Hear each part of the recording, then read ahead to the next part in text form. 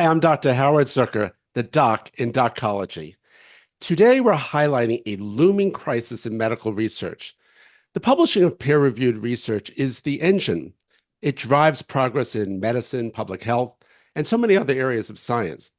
Whether it emanates from universities, government agencies, industry, foundations, or even global organizations, the communication of validated research is what pushes knowledge, and for that matter, humanity, forward.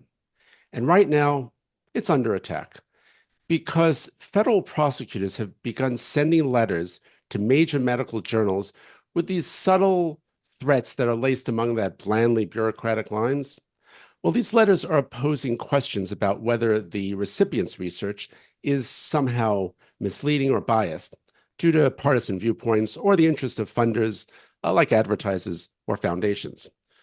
Well, this arguably unprecedented act of government intrusion into the outcomes of scientific research is dangerous because politics has no place in the lab.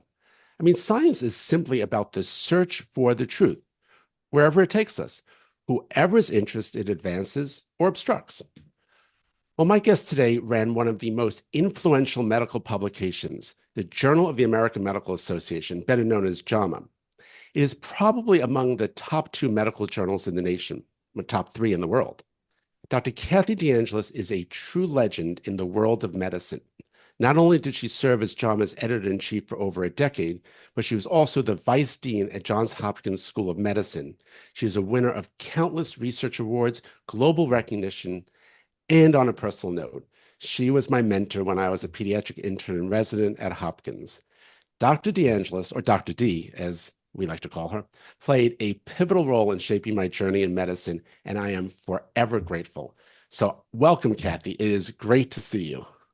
Well, thank you very much. It's great to be here, Howard. In fact, at my age, it's great to be anywhere. But, and You I'm look also, good. but thank you. You put your glasses on. But I was so happy that you said it was great to see me and not view me. It's better to be seen at my age than viewed.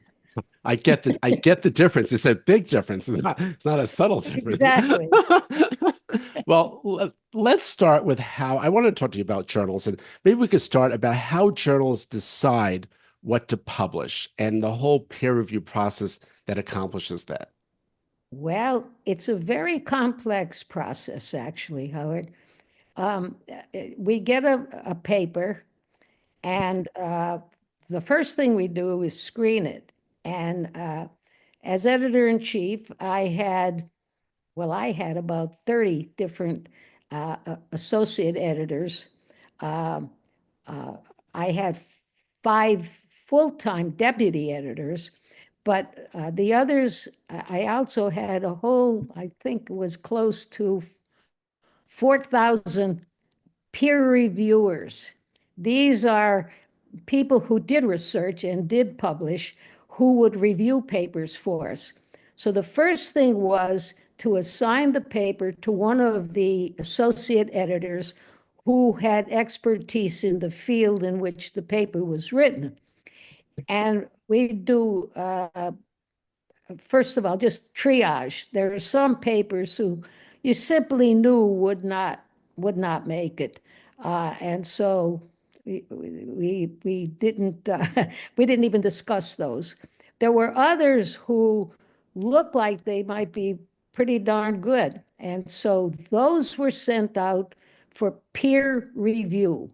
And peer review means that you have someone or several people actually who know the field and who will review the paper for you and write up a report about whether he or she thinks the paper is legitimate and should be published.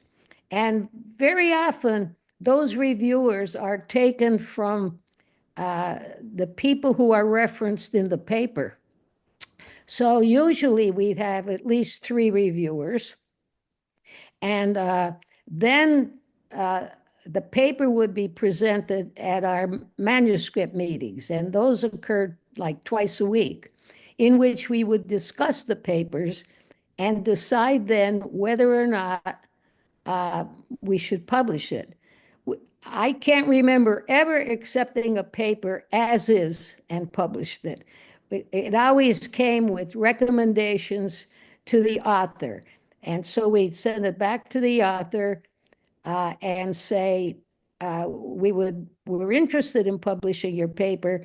However, what we need for you to do is A, B, C, whatever it is. And when you looked at it, we only published about 7% of the papers we received. That was the same for New England Journal and Lancet. And the others were, I hope I wrote a nice, what we call sorry, hun. That's a Baltimore thing, sorry, hun. It was sorry, hun letters. And meaning that, we didn't say your paper's not good. It's just not not appropriate for us for many reasons. And maybe we have another paper that we've accepted on the same topic, or something we're not really interested in at this time, whatever it was. But I always said to them, look, I'm sure you're going to get this published. There are 1,500 medical journals. I'm sure you're going to find a place for your paper.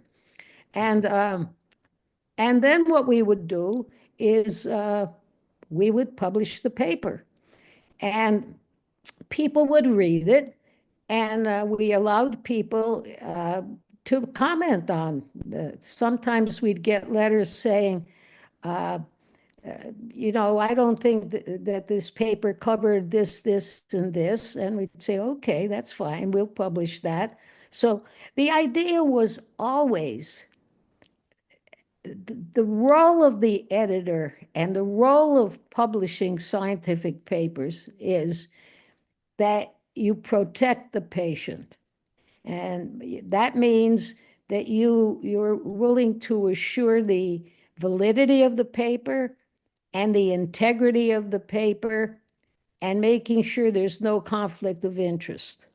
How do you do that? How do you make sure there's no conflict of interest on things? Well, first of all, you look at who paid for the publication. Now, almost every paper that you'll find in scientific literature, and this is where the argument for the government influence comes in. The basic science part of even stimulating the question for research probably came from research that was funded by the NIH. And of course, what proportion of the effort that involves is, you can't always figure that out. But that's part of the why the taxpayer pays for it.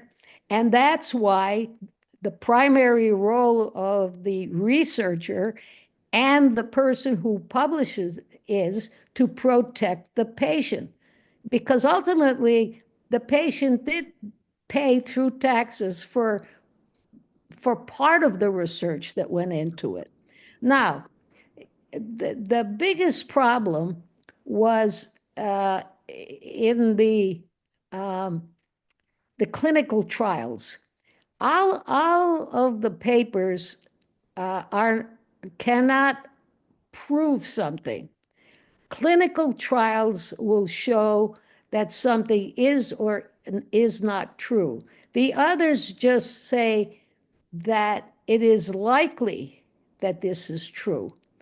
But a clinical trial involves taking a treatment, and you treat some of the patients with that, and you treat others with the placebo. And, nobody knows who's what. And then at the end, they break the code and see whether or not this is legitimate.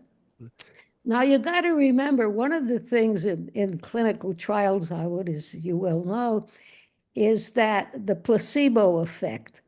That means if someone knows that they're getting something, they have a 40% improvement just because they think they're being treated. It's like giving the So, kid Tylenol when he probably doesn't need it. All of a sudden, he feels better. All exactly, right. exactly. We've seen that. We've seen I that. can't tell you how many times and I wouldn't do this with a child, but I've done it with adults.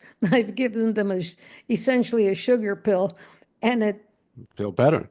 they got better. It's wonderful. So, but so you have to use your scientific knowledge to know whether or not this is a legitimate treatment. Did, When go ahead. and here's where the problem of funding research, and that's a problem right now, that the cutback in NIH funding, after we just discussed how much influence the NIH funded research has on ongoing research, that if you cut out research, paying for research, who's going to pay for it? I mean, if if I have a new drug, I'm a pharmaceutical company. I have a new drug, and first of all, it's almost impossible to pay what it costs for a clinical trial. But say that they do come up with a way to pay for it, okay? It's biased because they'll manipulate it somehow because they put all that money into it. And those were the So, studies that were funded primarily by pharmaceutical companies that we really looked at the closest. so how'd you deal with them? So you're sort of saying the pharma companies come and they want you to publish something, or they don't want you to publish some, suppress something. How did you deal with the pharmaceutical companies or others who put pressure on you to sort of say, I want that paper out there? Well, you deal with it by saying, I'm not going to publish it because I don't trust the data. I'm the editor. I could say I just don't want the paper. And I did mean, politicians ever weigh in on all of this? Did they ever push not or the politicians. There was a time, and this was when I first went to JAMA, owned by the AMA, that some of the board members of the AMA who were not researchers, they were not scientists, and they thought that because they owned it, that uh, you know, JAMA should publish things that were in line with what they believed. And if we publish something that was not what they believed, that we should also publish a paper with it that said that what they believed is true. And it didn't take very long to disabuse them of that, and they were perfectly fine once I made that explanation for them. But there's a famous case of what happens when false data are uh, are published, and that's that infamous case that happened in Britain when it's a researcher named Wakefield, yes? and I love the name because there was a field of wakes because of what happened. And in that case, uh, a certain group paid this researcher close to what amounted to close to $500,000 in American money. Of course, they paid him in British pounds, but they paid him the money to find fault with the measles, mumps, rubella vaccine. And so he published, or he submitted and said he did this research, submitted it to Lancet. Um, it was reviewed, and the data as it was presented it looked legitimate. it was published. And as a result of that paper, the vaccination rate for MMR in Britain went from 93% to 75%. And I hope most of the listeners will have listened to your presentation on measles just a few weeks ago, which I thought was great, Howard. Thank you. But what happened as, people got measles. And And this, yeah, yeah, sorry. it's one of the most contagious diseases we have. And people died. The the death rate for measles in this country is 3 per 1,000. Can you believe that? That's the death rate.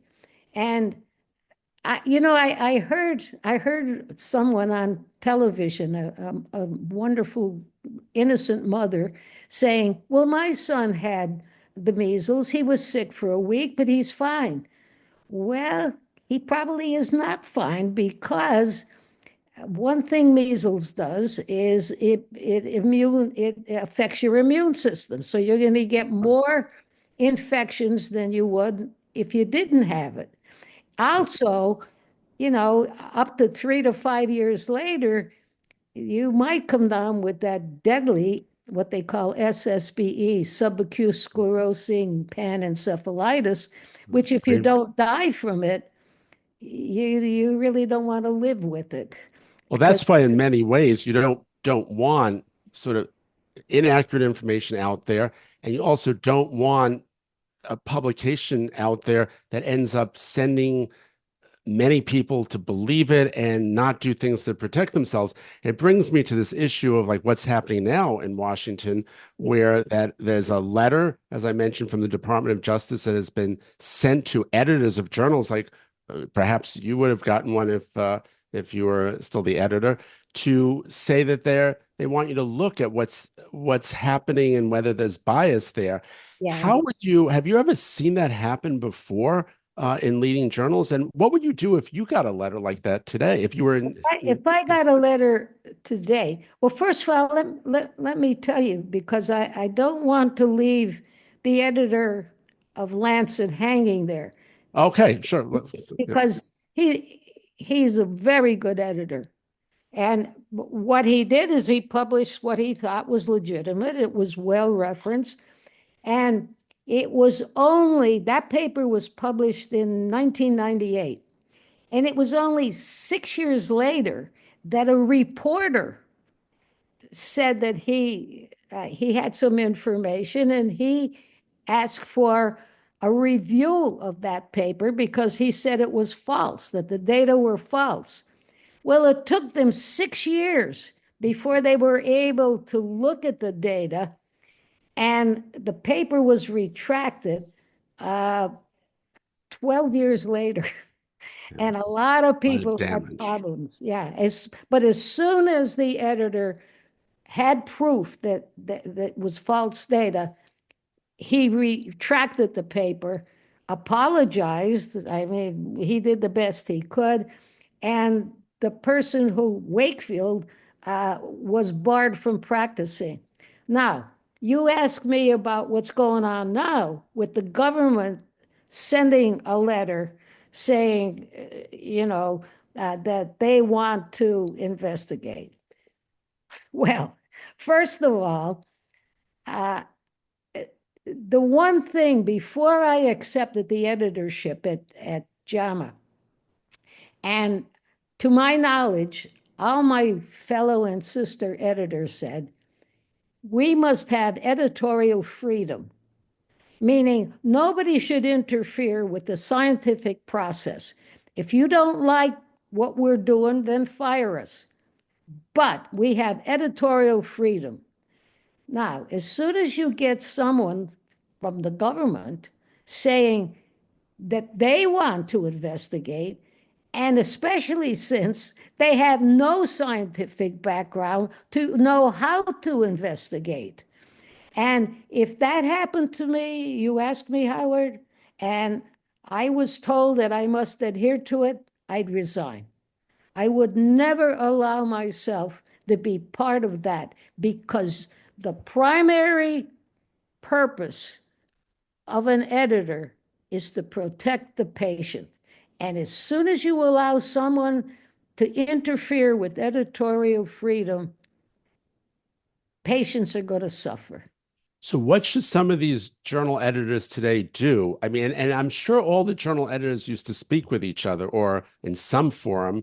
Do you think they're talking about this issue now among themselves? Well, I would hope so. Now, I was a member of what they call the ECMFG, the editorial. There were only 11 of us in that, but they were all the big journals that published almost about 80% of all the clinical trials.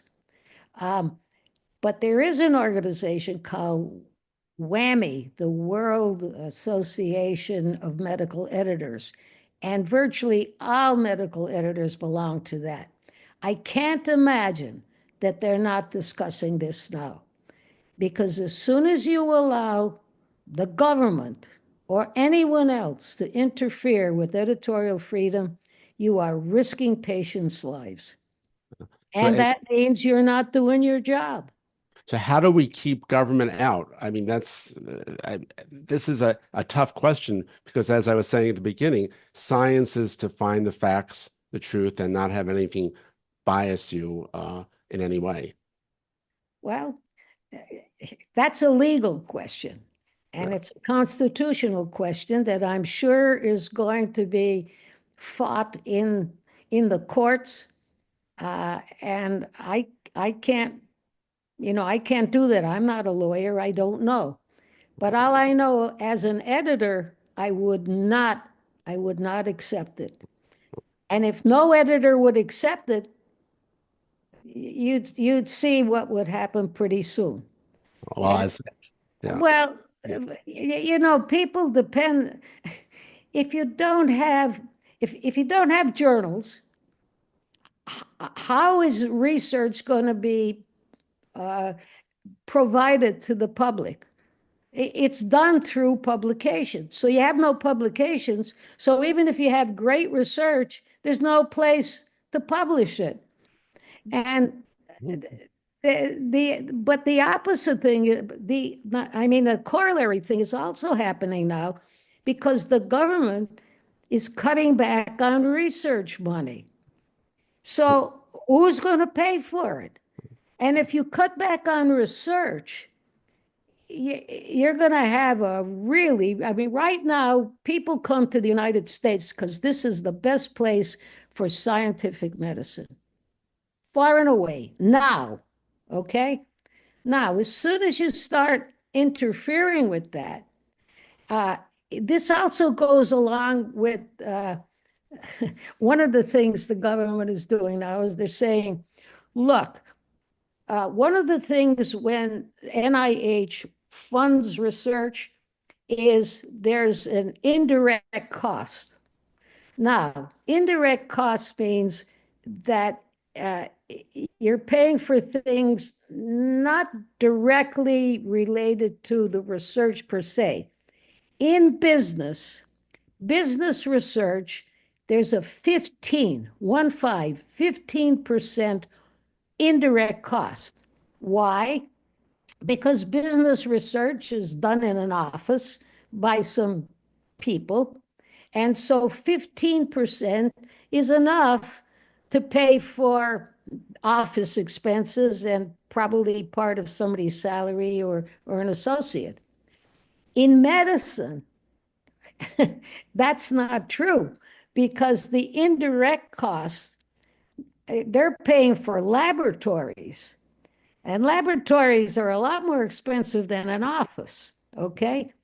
They're also, a thing they don't understand is that because of the peculiarities of the way the law is written, indirect costs cover the cost of fellows, people being the future researchers. So if you cut that indirect cost to 15%, first of all, you can't do the research in the lab. Second of all, you're going to have no fellows. You're not going to have any future Well, researchers. well, and you won't have graduate medical education either because you're going to lose all of these doctors, and that was part of. I mean, I know from when you were the boss and I was a resident, the funding that I the part wasn't of. the boss. Well, you were the head of primary care. You know, we all came to you all the time. We always said, "Ask Dr. D what she thinks of this patient." And so that's what we'd end up doing. It's like go down and ask her. She'll tell us. You know, it's like look at the patient. I know. I remember all the questions. Did you look? Did you examine the patient? All the usual questions that Yeah. came up. So I mean, and that's where interns and residents, part of that funding comes from. So what does NIH, so now let's say they cut back on NIH funding. Do you think all of this is going to intimidate researchers? Is it going to silence authors to submit information to the journals? I mean, how do we get through this whole quagmire in a lot of ways? That's a great question, Howard. I wish I had the answer. The problem is, I have many friends and many former trainees uh, and colleagues at NIH. They can't even order, they can't order toilet paper. They have no money to order anything. And they're losing people. And, it's like they're stuck. They can't do the research. They can't they can't pay for the labs, and so we're at a quagmire. And people soon won't want to come to NIH to train, and because and even if they want to, there's no money for them. So, And they'll leave. They'll go to another country. well, that was just about to say, if you're not going to be here, let me tell you something. I know for a fact that China is going after these researchers. They want them desperately. I mean, there are a lot of Chinese students who came here as researchers, research students and fellows, because they knew this was really good science. So the United States is going to lose its reputation as being the place you go to for the best education of the best medicine. So when you were vice dean at Hopkins for academic affairs, what would you be telling the faculty, the students, if you were sitting in that seat today and said, I have all these doctors coming to me saying, Dr. D, what should we do? I mean, what would you tell them? Well, the doctors who are coming to be doctors and take care of patients, I would do nothing any different. That is, Oh, this is what we do. This is what we know, at least what we know now. And my fear, though, is that I would warn them that when I tell them what my genetic training was when I was a resident and what I teach people about genetics now is 10 light years. And so we can only practice with the knowledge we have at that point. And I would hate to think that we would be practicing medicine even 10 years from now exactly as we are now.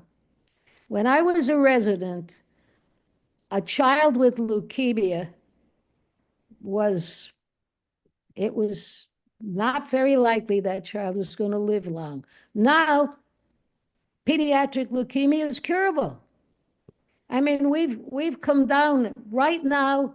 Uh, Immunotherapy and genetic therapy are miracles. If and God knows what's coming down the pike. and If Hopkins, well, at sorry, Hopkins and right. everywhere else. Well, I mean, Hopkins was on the forefront of bone marrow transplantation back then, Exactly. right at that point in time. I remember going and seeing those patients, and even on some of the congenital heart disease issues they were at the forefront of, clearly at the forefront of pediatric cardiac surgery. Sure. So, The Human Genome Project was paid for by the government, and we're not going to have that.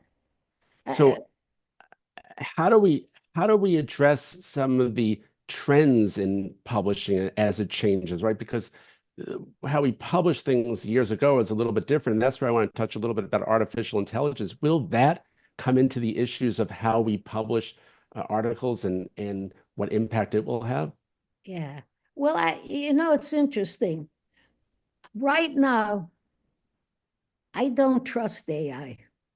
And the Why? reason I don't is, for example, AI incorporates information and data it receives, especially from people who are high profile and are known from being experts.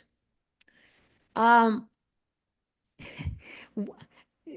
one of the things I know that has been incorporated was uh,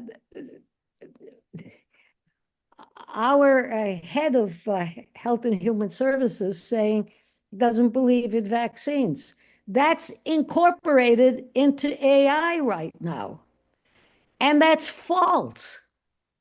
And so AI incorporates everything, including falsehoods. And that's where I have a problem. Now, maybe they'll be able to clean it up and we'll see. But right now I don't trust it, especially for science. So you need the human there all the time. No matter how sophisticated as a computer can get, you still need the human brain to touch on these things, I guess. Yeah, Uh, you remember 2001 Space Odyssey? I sure do. Hal, close the Well, pod, right? Open the pod door, right? yeah, Something to that effect, right? Open the pod door, base, Hal, right? yeah. So, The, but the robotic surgery, that wasn't even around, what? Certainly not a generation ago, maybe not even 10 years ago. I'm not quite sure. But that makes all the difference because no matter how good a surgeon is, and we have some wonderful surgeons, your hands tremble. But robotic surgery, it eliminates that. And that's why there's you have so much better results for some things. The whole idea of laparoscopic surgery, that wasn't around, certainly not a generation ago. And now look, you don't have to open up an abdomen. You can go in through two small holes. I mean, all of these advances are because research is funded and it's published and it's then taught, and we're going to lose that. I hear you, and that's for the whole purpose of why we have journals and publications. I will also say to you, the other day I brought my child into the ER because of an acute abdomen, which I was concerned was an appendicitis. But years ago, they would have opened you up and then said, well, it was normal. And they sent her for an ultrasound and it was fine. And the technology has changed. So it's really good that there are things that we have out there. We there's so many more questions. There's so much I want to talk to you. And by the way, I'm wearing my Hopkins Children's Hopkins tie. Yeah, I That saw that. I love it. yes, I know I wear. It's out of style because it's wide, but I don't want to get rid of it because it's It'll be back. it'll come back. That's right. Things come back. They always come back around. We do have subscribers and questions I wanted to go to, but I wanted to ask you, maybe you could share a little bit about your whole amazing story of how you became a doctor, because you're also a nurse. And so it is just amazing the journey you had and what has changed, like what you have seen change in the course of medicine, medical education, who is going to medical school. And I just thought, given that we are so focused on making sure that we continue to keep medicine at the forefront. So I thought maybe you could tell us a little as we tee up our subscribers. Well, Howard, I grew up in a family that when I took a sociology course, I found out we were poor. You beat me. I didn't think we were poor at all. We were just like everybody else in our town. I had wonderful, loving parents. We were great. And but I knew when I was 4 years old that I wanted to be a doctor. You see, in my family, my mother always had two special towels, and one was for the priest and who would come to visit my grandmother who lived with us, and the other was for the doctor who would come to see my grandmother, okay? And one liked cherry pie, the other liked apple. I can't remember which liked what. When they came, it was like God was coming, okay? So, it doesn't take long before you look at that and you say, wow, priest and doctor. Well, I'm Catholic. I can't be a priest. Maybe that'll change with the new pope. I doubt it. Anyway, anyway, I said, so I want to be a doctor. I thought like 3 or 4 years old. Later, I fell in love with the science and the whole bit of medicine. But back then, and I remember I just kept saying, I want to be a doctor. And as I took science courses in that, then I fell in love with the science of it, that would be medicine. But because the teachers and the counselors knew my parents couldn't afford college, never mind medical school, they told my parents and me that girls who wanted to be doctors had to be nurse first. Well, okay, it didn't cost anything to be a nurse. I went to the 3-year nursing program and I loved it. I mean, I learned lots of great stuff. But see, I had decided I wanted to be a medical missionary. I wanted to join the convent. Of course, my father wouldn't sign. He said, you stopped listening to me when you were 2 years old. And I make sense. He says, you're going to listen to those priests? I think my father was a great guy. But anyway, I finished nursing school and I was 20. So I went with my friend to Columbia to work because it was close to Marydale. Well, when I went up for the interview, the regular novice minister wasn't there.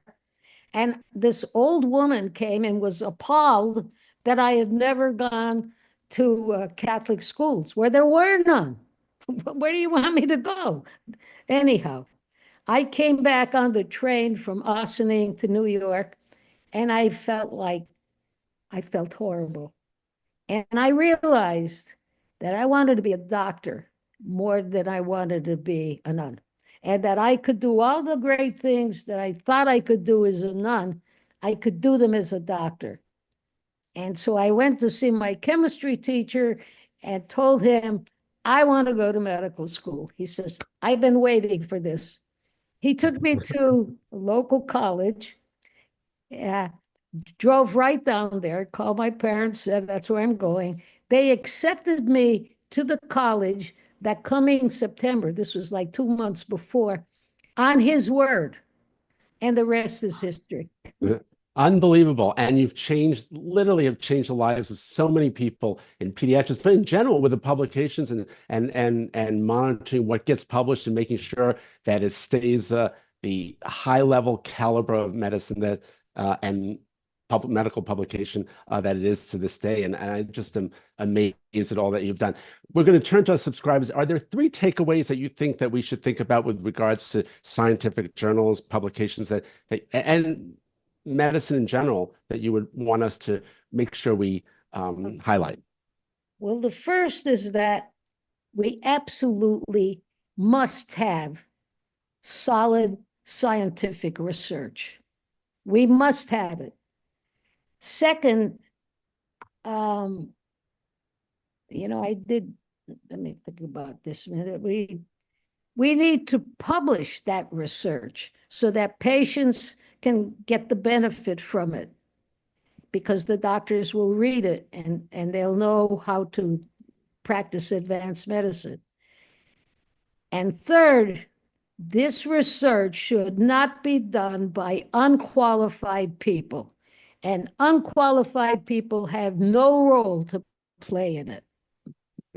Absolutely. And also, that's where we were saying before, government should not be involved in the issue of research, and let science do what it needs to do. Exactly. Excellent. Thank you. Thank you.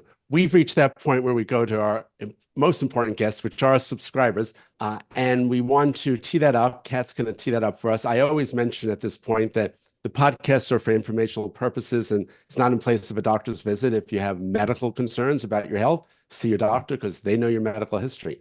Yeah. Uh, See other doctors, not us. see your primary care doctor. Exactly. Yeah, Kat. there you go.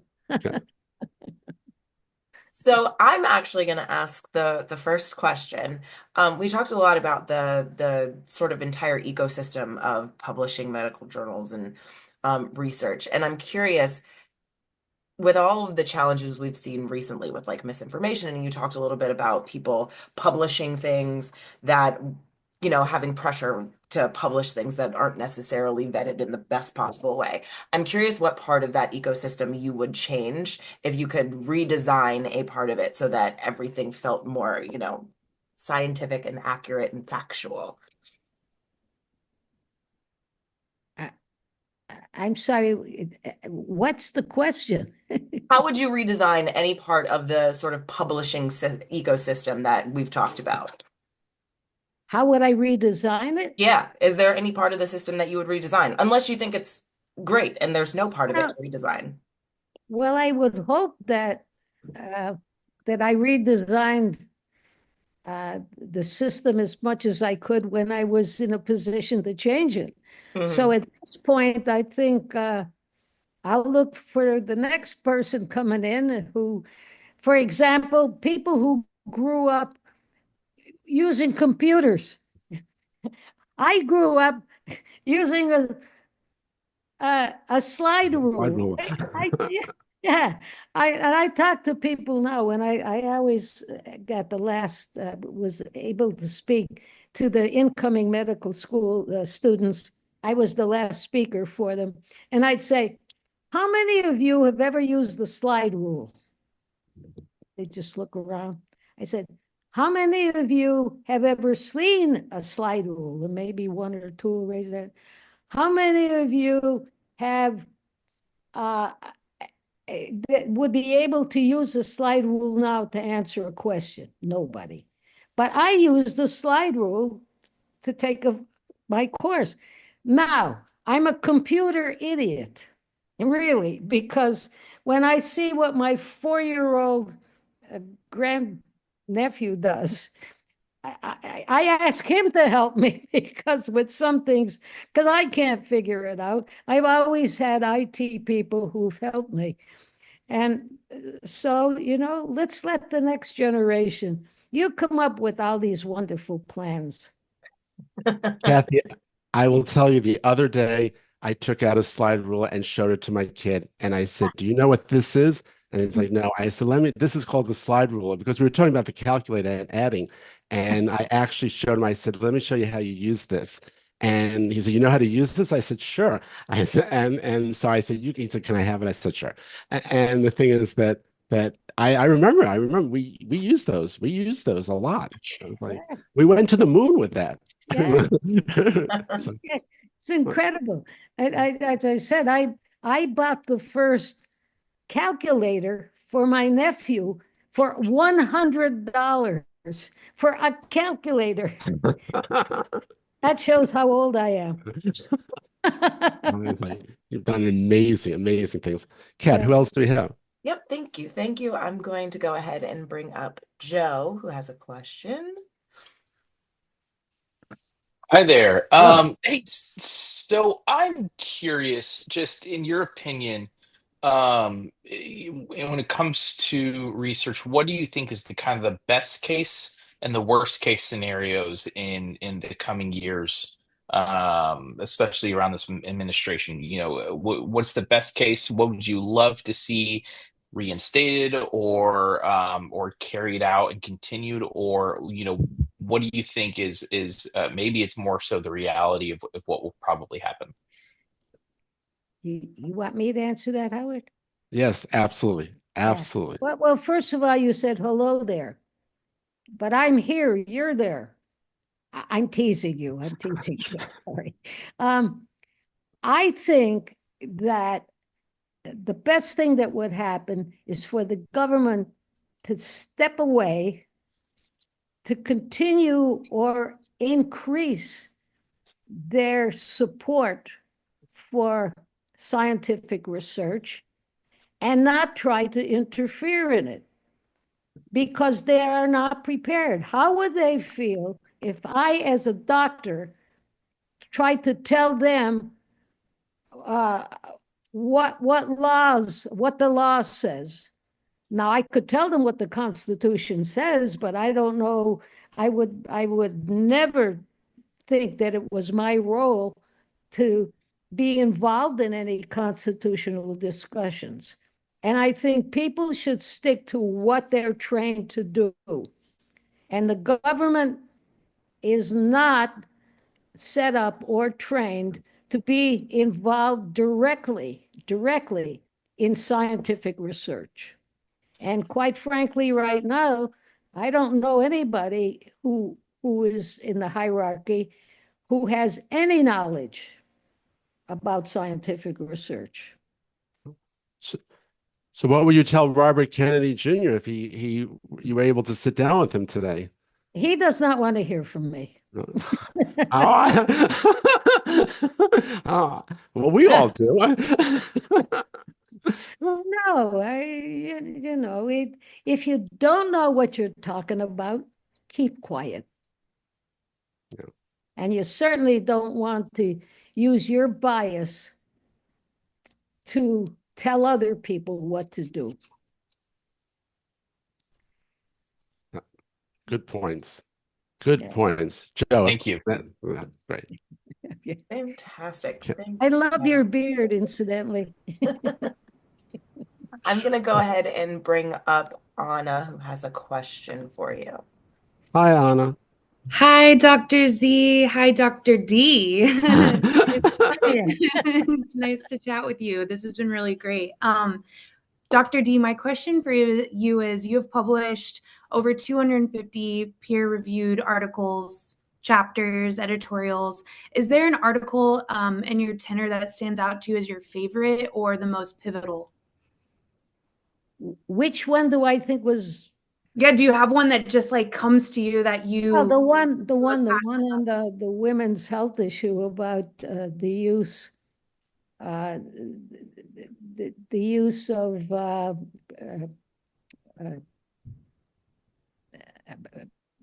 progesterone and estrogen for menopause. I think that study, which was the nurse's study, it was very interesting that when I published it, my colleague and friend from the New England Journal called me. He says, "Hey, Kathy, you stole my paper." I said, "The hell I stole it. I worked for it."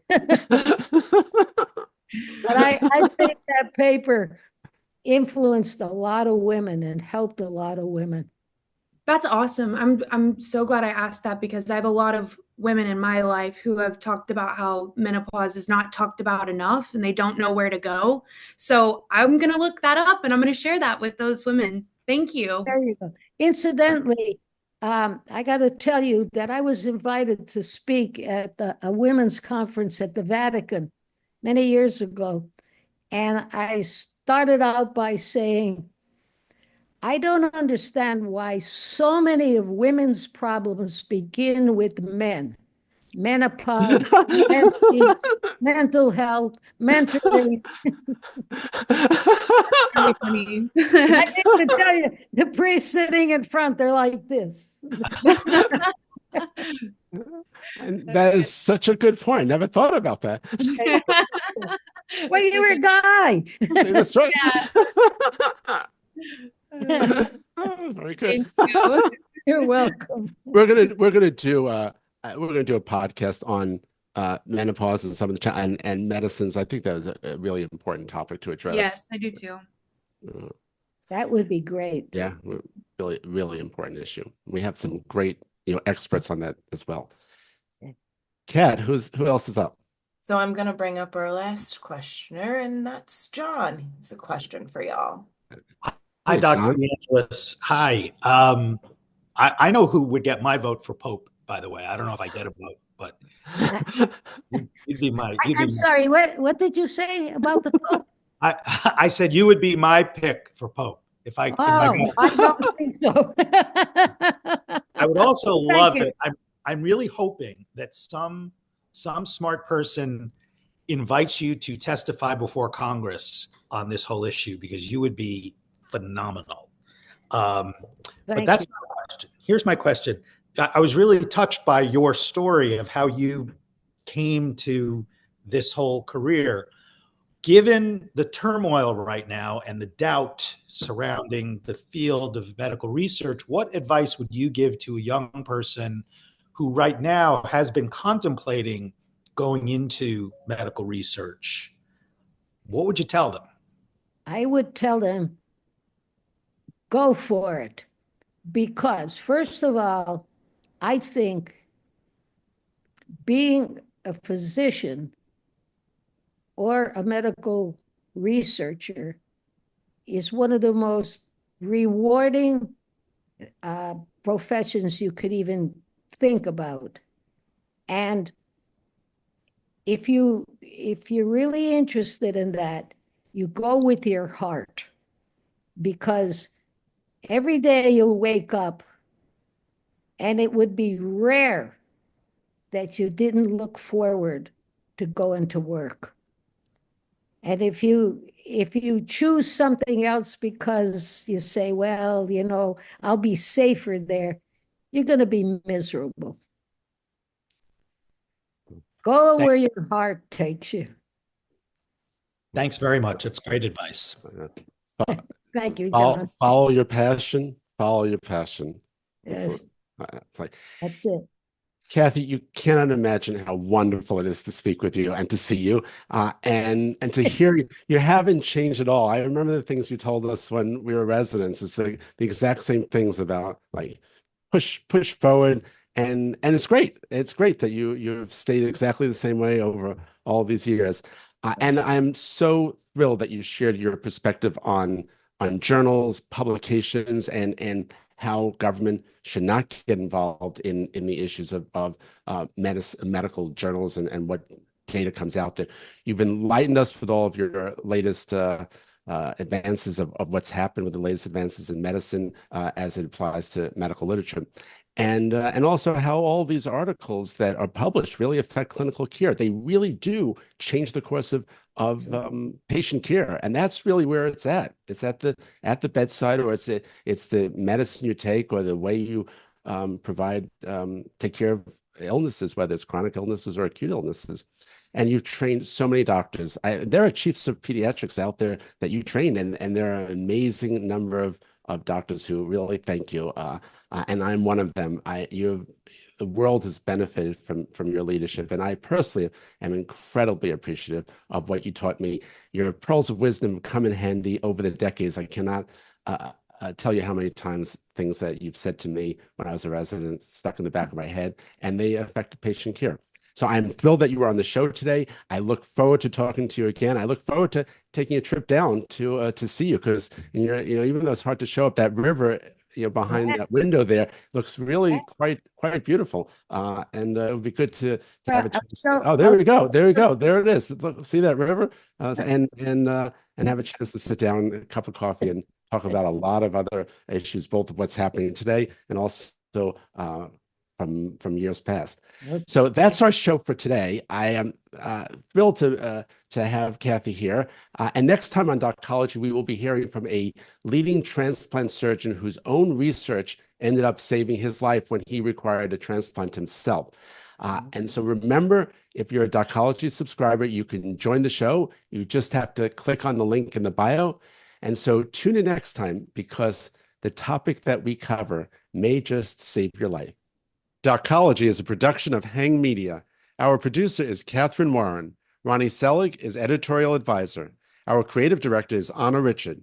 Janine Wilson of Wilson Media Group handles paid marketing. Our publicists are Leslie Ann Wade and Jerry Caracoli. Theme music was composed by Nick Kitts. Subscribe and join our community at docology.life. Until next time, move, wash your hands, and stay healthy.